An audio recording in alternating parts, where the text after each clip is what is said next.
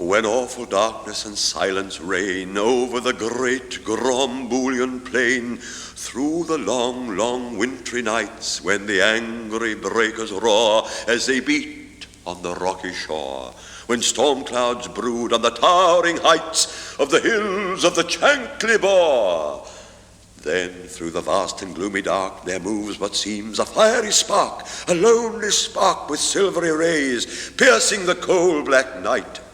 A meteor strange and bright, hither and thither the vision strays, a single lurid light. Slowly it wanders, pauses, creeps, anon it sparkles, flashes, and leaps, and ever as onward it gleaming goes, a light on the bong tree's stem it throws, and those who watch at that midnight hour from hall or terrace or lofty tower cry as the wild light passes along, "The Dong, the Dong, the wandering Dong through the forest goes, the Dong, the Dong, the Dong with the luminous nose." Long years ago, the Dong was happy and gay, till he fell in love with a Jumbly girl who came to those shores one day.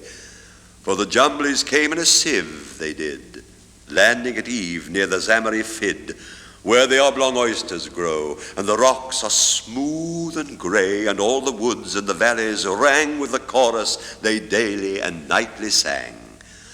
Far and few are the lands where the Jumblies live. Their heads are green and their hands are blue, and they went to sea in a sieve.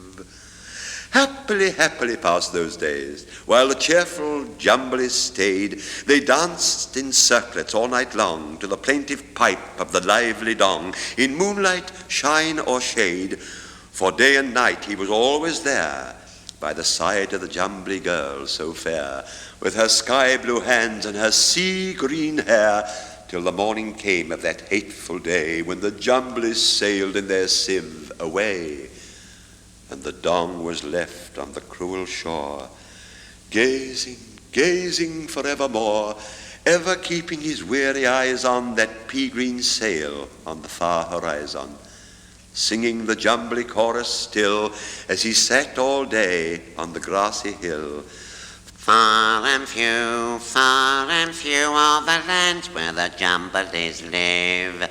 Their heads are green and their hands are blue, and they went to sea in a sieve. But when the sun was low in the west, the Dong arose and said, "What little sense I once possessed has quite gone out of my head."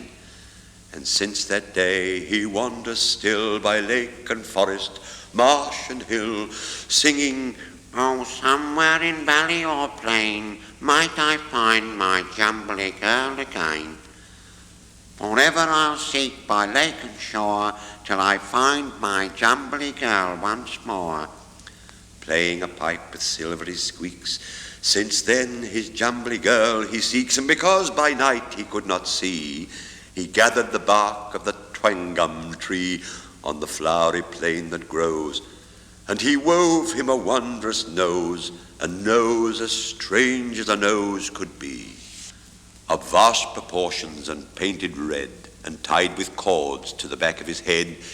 In a hollow rounded space it ended, with a luminous lamp within suspended, all fenced about with a bandage stout, to prevent the wind from blowing it out, and with holes all round to send the light in gleaming rays on the dismal night.